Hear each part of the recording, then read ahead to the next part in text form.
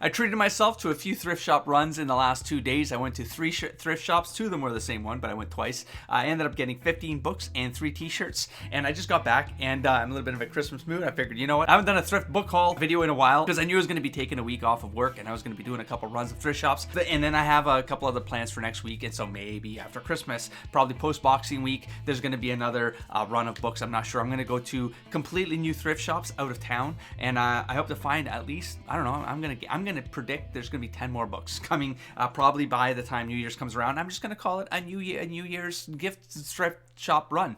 I'm just going to find excuses. Like I need an excuse to do a thrift shop run, right? But let's get into it. I got 15 books, like I said. I'm going to start with the ones that are in a collection, and then I'm going to go to the oddball ones that I had to sort of squeeze in there. Because, of course, you buy 4, you get the 5th free, and then I end up spending an hour in each thrift shop, hour and a half sometimes, because I got to find that last friggin' book, man. And I can't pick it. I can't pick it out. I did leave behind at least 4 or 5 different books that maybe next week, if they're still there. I always have like some where I'm like, if you're still here, you might be the one that shimmies into that 5th slot, and then bam, you're free anyways, and I walk away.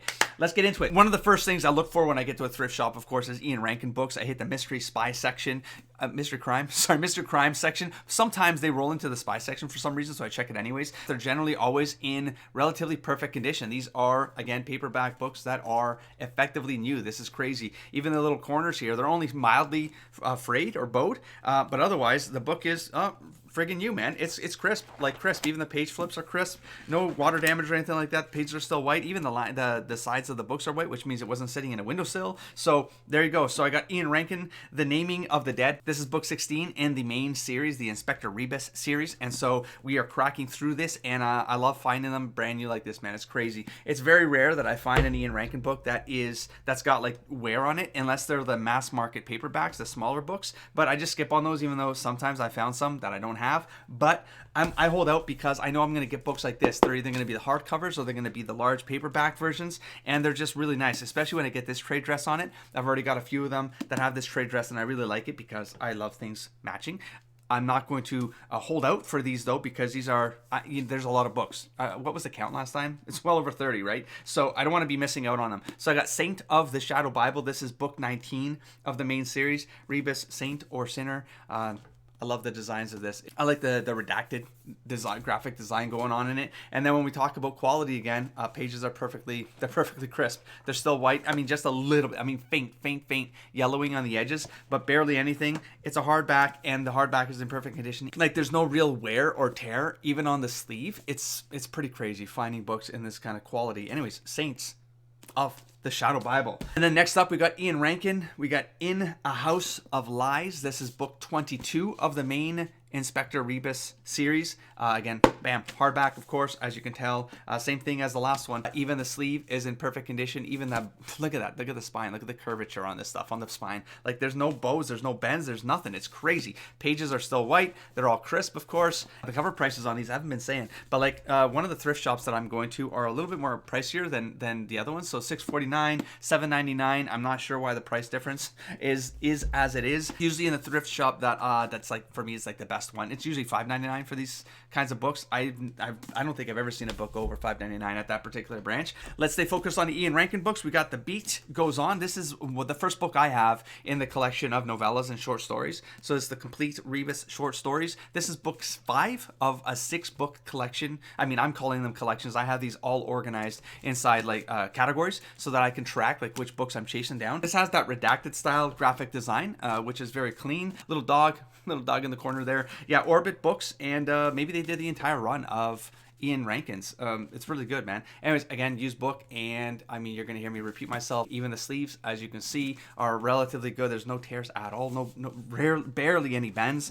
There's not even any staining on the white. You know, the white parts of the book, like, they're really clean too. Crazy $6.99, can't go wrong. And then we got the last of the Ian Rankin books. We got Blood Hunt. This is book 2 of the Jack Harvey book. So this isn't part of the Inspector Rebus series. It's another character that we're following here. And yeah, there's 3 books that I have logged for this particular collection, as I will call them, of this new character, and I'm looking forward to it. I like the cover designs there too. It's very, very clean, very easy. Like, when I see stuff like this, it's easy for me to go into the thrift shops after and hunt them down. And also the spine design, it's easy for me to go in a store and just look for the little doggy, and usually that's those are the books. I just want to look at all the books, like even if they're not just Ian Rankin books. I'm willing to look at other Orion books because I just like the quality of their books, man. And again, okay, so used book, but look at that crisp edges on all of the pages. Still no staining on the cover either.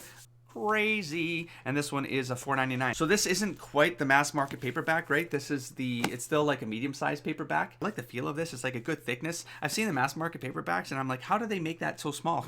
Like, because I have the hardcovers and the large paperbacks, and there's so much, the books look a lot bigger. Margins are wider, right? The text is larger, so it's not all compact and condensed on those pages. But I like the feeling of these larger books, and I think I'm at least halfway through the Ian Rankin set. Let me just count them out real quick.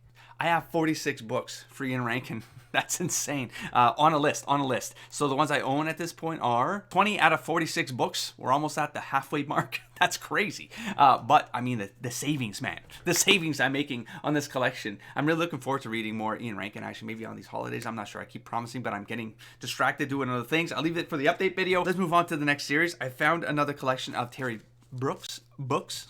So we got the Ural Shannara series, The Voyage of Ural Shannara. We got Anthrax, again, hardcover. A little bit of fraying on the dust cover, just a little bit, but otherwise the book is in impeccable condition. And it's got these toothy pages, these parchment, what I call parchment cut. I'm not sure. I don't know the actual phrase for it, but it's got this really cool, I love this in fantasy books especially. It's got that really toothy grain on the parchment. It feels like parchment. Back when I used to do art, we used to tear really good paper with a ruler, but we used to like tear it fast so that it would create this frayed edge on the edges of the paper because it looked awesome. We got the second book of the Ural Shannara series, Isle Witch. This one's got a really interesting cover, but it's sort of damaged. It's got very rippled edges, as you can see at the back and the front. It's got, I don't know if it's water damage or humidity, but the entire, whatever the hell this is, like wax paper, it's all messed up except for the inside cover, like as you can see, like right there, all the warpage. But it's kind of neat. Look at that. I don't know, man. It looks cool. If this one's actually got a printed hardcover, when you remove this, I don't know if this is like thematic to the story, like maybe there's a lot of mist involved or this thing is hidden behind mist. I think this is a really cool idea if that's what's going on here, or if this was another trilogy print that ended up getting done for this particular trilogy. I'm not sure. They all open up with a map of the world, which of course is always awesome. In a fantasy novel, there's also a map at the back, which is neat. A little bit of damage here on the curl here because of a bad closure, but otherwise, I mean, the pages themselves are immaculate, perfect. It's also got that parchment edge kind of thing going on, and I've been seeing these for months. Like there'll be like one of them or two of them, or there'll be like different formats, like there'll be the small paperbacks or something like that, the mass market ones, but I've never seen all three of them. And of course this time around I did get all three, and so thank God. This is almost the entire Terry Brooks saga collected. I think I'm only missing, let me scroll up on my list here, I'm only missing The Word and the Void Omnibus, whatever that is. So that one's going to be a rare one to find. But I got all the other major series, except for the first book, because now I want the original version of the Sword of Shannara, because I got the Elf Stones of Shannara and the Wish Song of Shannara. I've got those as the old, like the classic hardback versions. So now I'm like, they got to match. I'll refuse to find anything else. We got Morgar. Let's go with that. And again, we got the parchment pages. Let's take a quick look at the dust cover. It's got some fraying across the edges right there. I mean, this one's definitely got some usage, but otherwise, I mean, internal, we got the map on the inside.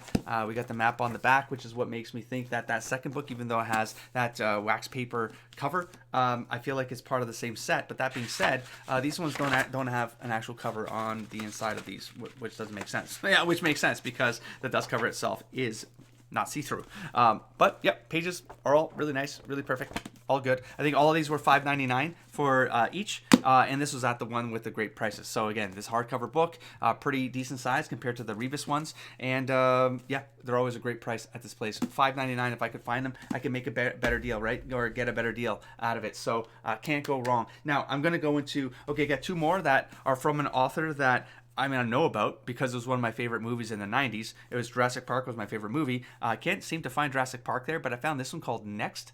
It reminded me of 12 Monkeys, which is also one of my favorite movies from the 90s. And so I figured, you know what? This isn't based on 12 Monkeys, is it? Like 12 Monkeys isn't based on this, is it? That'd be crazy if that's the case, and I didn't know. Anyways, I got it because it is pretty much in perfect condition, and I've seen another one of these where it was completely frayed. There was staining on it on the front cover because it's a white cover. I did find a hardback version of this, but it was just too much damage. And you know what? It just felt this feels good because it's kind of a chunky boy, and yeah, it's in relatively perfect condition otherwise. It's got some bowing here because of, I don't know, the thickness of it, the thick boyness of it, but there's no creases in the spine, so it can't go wrong. The pages are relatively straight still. There's some curvature here from it being on a shelf for too long. Is this any good? I'm seeing Prey in here. I've seen like bad versions of Prey. I'm not sure if that one's any good. And oh my god, I did see State of Fear today, but it was also a bad version of it. I wasn't thinking I would want to collect Michael Crichton, but I heard another booktuber, I think, talk about Michael Crichton, and I was like, oh, I mean, I'm willing. I mean, I like Jurassic Park, I think, is what they were talking about, and it was a relatively good book. I remember the movie really well, but I would like to read the book someday, and so I'm going to just get into Michael Crichton and see how he writes, and then we'll go from there. I found another really good quality Michael Crichton. This is probably the one that made me buy Prey after. Again, the spine is in perfect quality. It's called Pirate Latitudes, a novel by Michael Crichton, and it's about pirates.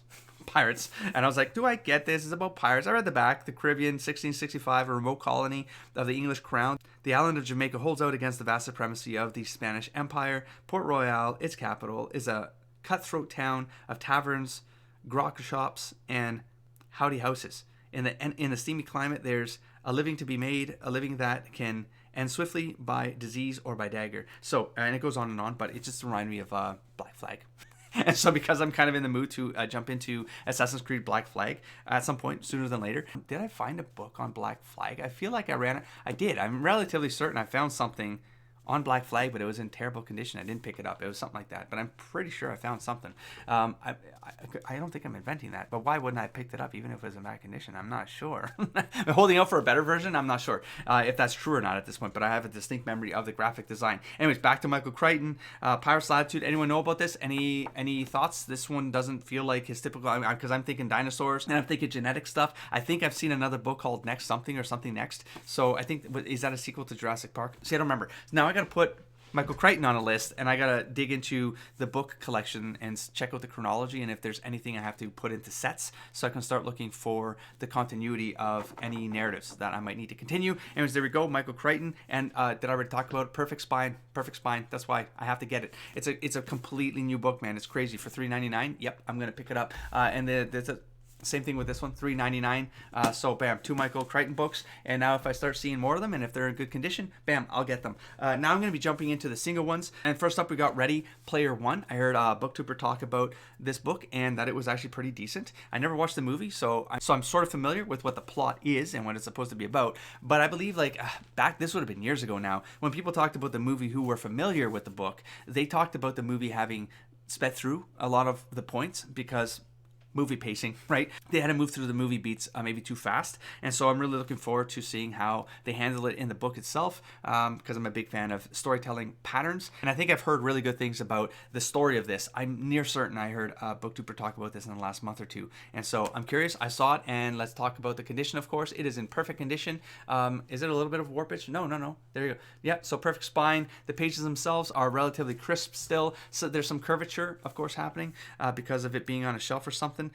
There's a little bit of creasage happening. I don't know, spiderweb creases happening on the corner here, but it's not deep. It's not, because it's not even on the other side of the cover, so the damage isn't that bad. It just looks like the gloss on this is possibly rippling just slightly. Ready Player One title has this weird gloss, but it looks like it's a transparency gloss on it, and that's the part that's actually looks like it's maybe fraying a little, or like getting like warpy and ripply. So maybe it's just part of the gloss treatment that they put on it. A little bit of a wear and tear on the corner here, but hey, you know what? Pretty decent quality. $4.99. This is one of those scenarios where I had to get that fifth book. I think in this case it was like a fourth and a fifth book, so that I could get one of them free. The other book I found in this run with Ready Player One, which I picked up last minute because I just had to go, and now I'm realizing it's actually got quite a bit of like potential water or humidity damage. It's Margaret Atwood, In Other Worlds.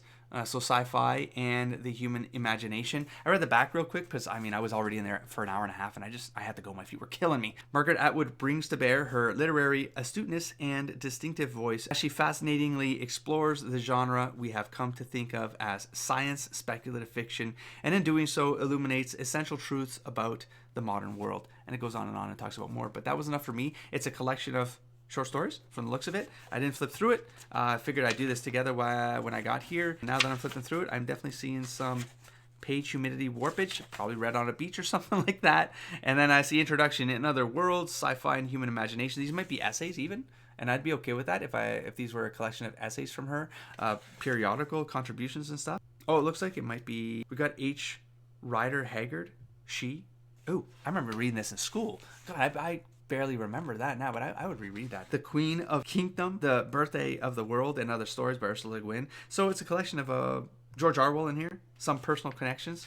Oh yeah, it keeps going. So cool. So it's a bunch of maybe essays or short stories. I will find out. I'm sure it'll be good reading. Now let's talk about condition. The spine itself is in relatively perfect condition, which is why I pulled it off the shelf. The pages are a little bit yellowed. This was definitely against the windowsill or something like that. Let me do it this way. You can actually see the yellowing going on there with the sliding. And it's hard to explain, but there's some waving going on here. It's bowed like up here, but it divots at the bottom here. But it's not quite water damage because the pages aren't doing waves. They're not rippling. It's just like at the middle here. It's probably on a shelf like this with too much humidity. There's maybe something sitting on top of it and it did this. Because I'm not putting too much pressure on it, but it's pretty much bowing like this, right? So there's probably something sitting on top. It's curved here, so this likely did this. You can see. It looks like I'm actually mangling the book further. I'm really not. I have to come to terms with it. I mean, it is a used book at the end of the day. Maybe I can iron some of this out, if that makes sense. $7.49. It was a pretty expensive book for the size of it. It's at that more expensive thrift shop branch.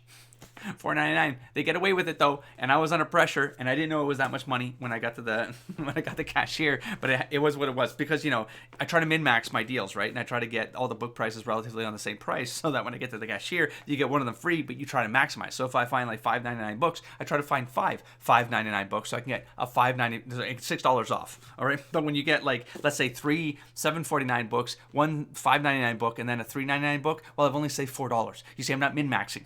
I got a min-max, man. Okay, and then another pressure buy at the second thrift shop because I needed a fifth book. And I usually do like three rotations of the shelves because I don't always catch everything the first time. And this was one of those, like, how did I not see it the first or second time? It was Aesop's. Oh, this was in the spiritual section. That's why I missed it. Spiritual and religious section or something. I'm like, what was it doing it there? So Aesop's Animals. Now, I grew up as a kid reading the Aesop's Fables, and I learned English from a lot of like fables and myths and stuff like that. Books that we would get out of the library, and I would just read them. But the Greek myths was a big thing that I would get into. Ghost stories. I was always into ghost stories and stuff. But Aesop's Fables were something that I got into. But this one is the science behind the fables.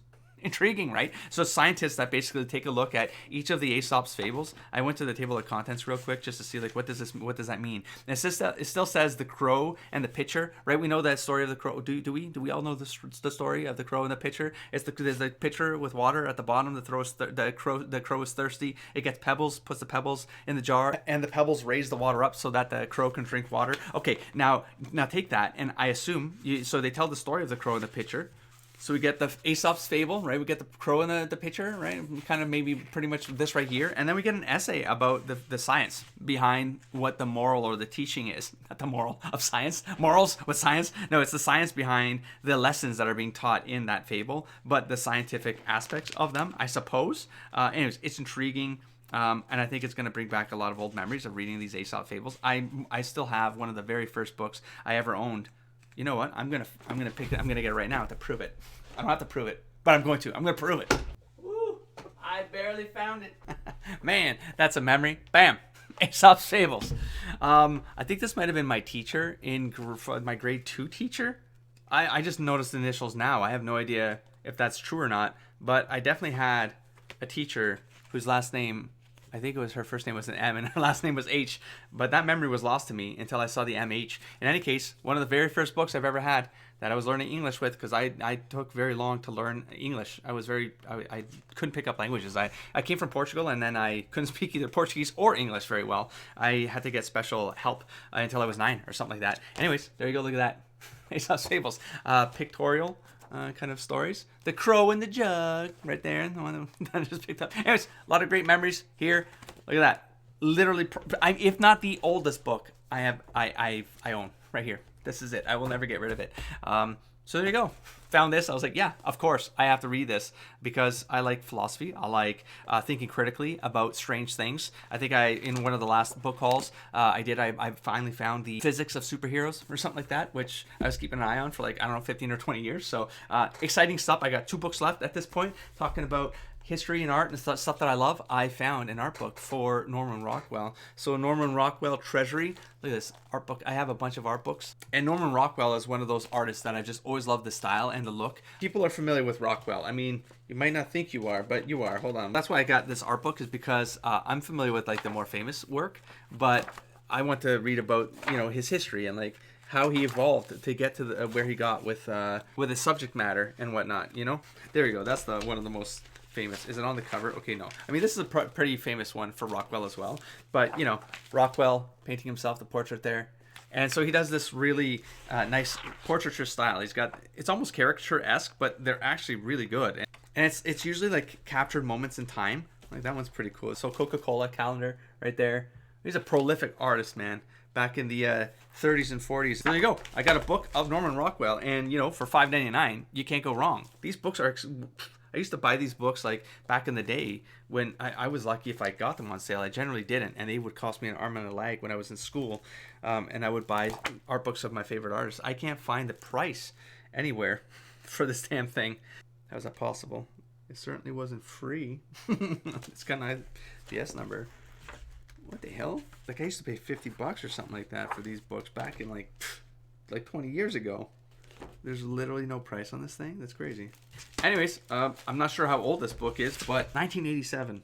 1987. They were putting prices on the back of these things, or at least in the front fold here. Usually there'd be a price. Anyways, I can't find the cover price of this. It's very likely somewhere in that $39.99 range or $49.99. Even for the 80s, I remember in the 90s these things would cost $30 or $40 each. There are definitely thicker ones than this. I mean, nowadays a book like this, $50 or $60. I know I got some of the art for video games. You'll get some of those books, and thank God they come on sale. Otherwise, they would cost you $70 or $80 sometimes. So, anyways, Norman Rockwell. Looking forward to kind of flipping through this. It's not gonna be a lot of reading, so I'm probably gonna rip through it. But I'd like to kind of just learn more about Norman Rockwell. Anyways, and then that takes us to the last book, which is a little bit of a thicker and heavier boy. Look at this, the Lost Encyclopedia. Now I know this is polarized. People are polarized around this series. This is one of my favorite series of all time. I have the special edition box set for Lost. I devoured it when I finally got that box set. I not only watched all the episodes in a marathon, I ended up watching all the commentary on all the episodes in a marathon. In the marathon, it was probably a whole week. It was literally the entire week.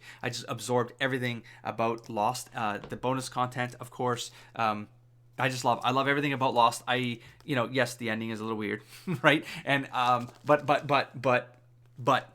I think that they brought things together as well as they could, and luckily with at least an intentional ending based on the fact that they knew the season was going to end at 5, and it created a really nice kind of curve to it all. Anyways, I'm a big fan of Lost, and I found this.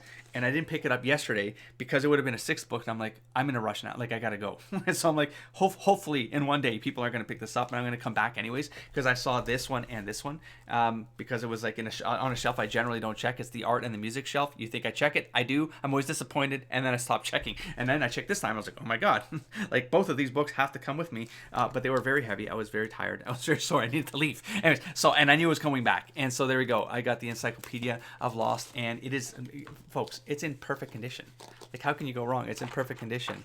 The pages are still in perfect condition. Everything is in perfect condition. There you go. Look at that. Just like background information on the lore. I'm a huge lore hound. On anything I love, I will just delve into like crazy. And so, bam, look at this. Just crazy, crazy, crazy stuff on the characters, on the actors. Anyways, I'm looking forward to digging into this. How can you go wrong? $5.99. Oh my God. That's what's great. Now I'm going to check that section all the time because I love books like this, man. So that was the 15 books, and then I ended up picking up 3 t-shirts, which of course I will show because it's a thrift haul. And how can you go wrong? How can you go wrong? Why would someone get rid of this? This t-shirt is like new. It's new. You can tell when a t-shirt's been used, okay? There's like stains on the pits from deodorant. There's stains in the collar. There's nothing. And the thing is, like, you can tell this thing has it's new. Like, the material itself doesn't feel used, man. This is crazy. You know how much I paid for this? $5.99. $5.99. $5.99. $5.99. The Itchy Scratchy Show t-shirt. Come on, man. That's amazing. Okay, and then the second t-shirt I got was, I mean, it's not for everybody. Okay, it's not for everybody. But Popeye, listen, this might not fit me. This is zero. There's zero chance this will fit me. Zero chance. I've gained a lot of weight while being at this house. $3.99 though. How can you go wrong with a $3.99 Popeye shirt? All right. I'm damn right. I'm gonna try to put this on, and I'm gonna see what happens. But I'm never gonna get this thing again. I don't think so. But maybe this is my encouragement. Popeye is a hero. He's a hero, and I feel like, look at this, like a kid's shirt. What is wrong with me? Listen, it's Popeye. I have one Popeye shirt. It's getting very old. And then my last one is, of course, come on. Hey, Naruto. Now, it's definitely a vintagey. This is definitely worn out, right? the ink on this is definitely worn out. But the t-shirt itself, shit, it even smells. It even smells new. That's crazy. Anyways, this is definitely worn out, though, right? But it's a Naruto shirt. Yesterday, I actually saw a pretty nice Naruto shirt. It was like a good print. And I was like, they have Naruto t-shirts here? I never go to the clothing section part of this, right? And then I went back for the Naruto shirt. That's literally why I went back to that thrift shop today, was for that Naruto shirt.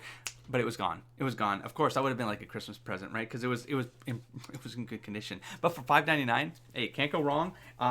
Probably also not going to fit me. Okay, let's be very fair. But hey, it's a Naruto shirt. I'm damn well going to give it a shot. And now I have to check t-shirts when I go there as well. Yeah, it's small. I'm never going to fit in a small again. That's crazy talk. But this is what I can sleep in small shirts, but I certainly wouldn't leave the house in them. I might not record videos in them, but I had to own them because for the price, it's basically a steal. And there's something going on in Canada right now. There's a tax vacation, something like that. It's running for about 2 months, and can't go wrong because that's even more savings. Do you understand? So I figured, for the price, and then I had a 20% off coupon for all of these, and then tax is also off. So it's basically I'm paying whatever is on the receipts themselves. I've lost one of the receipts. I'm gonna have to calculate everything and put the tally here of the entire savings. Just as an example from these two, even though I'm using the 20% off coupon and the fact that there's no tax, it actually, before I even check the cover price of these things, it's I'm getting about 50% off, not the 20% off, because you get the 5th book free, and that basically takes it off the top, and it comes to about 50% off every time